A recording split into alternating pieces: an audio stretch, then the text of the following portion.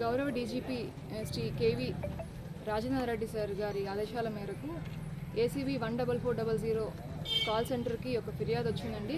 Last month ఫిబ్రవరి 23 మాకు ఒక ఫిర్యాదు అందింది 14400 స్పందన కాల్ సెంటర్కి. సో దాంట్లో ఫిర్యాదుదారుడు ఏం చెప్పాడంటే అతనిది సొంతూరు ఈ గుమ్మడిగుండ గ్రామం అని చెప్పి, దాంట్లో అతనికి వాళ్ళ నాన్నగారి పేరు మీద 2 ఎకరాల భూమిని మ్యూటేషన్ చేయడం కోసం, అలానే అడంగల్ కరెక్షన్స్ చేయడం కోసం ఇక్కడ అప్లై చేసుకున్నా అని చెప్పాడు. సో దానికోసం అప్లై చేసుకున్నాక వీళ్ళు విఆర్ఓ సింహాచలం గారు, అలానే విఆర్ఏ లోవరాజు గారు, వీళ్ళిద్దరు కలిపి 8000 రూపాయలు డిమాండ్ చేశారు ఆ మ్యూటేషన్ కోసం, అలానే అడంగల్ కరెక్షన్స్ కోసం అని చెప్పి మాకు కంప్లైంట్ వచ్చింది.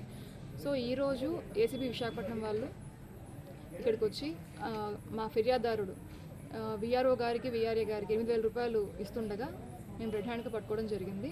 విఆర్ఏ గారి దగ్గర నుంచి 2000 రూపాయలు, అలానే విఆర్ఓ గారి దగ్గర నుంచి 8000 రూపాయలు సీజ్ చేయడం జరిగింది.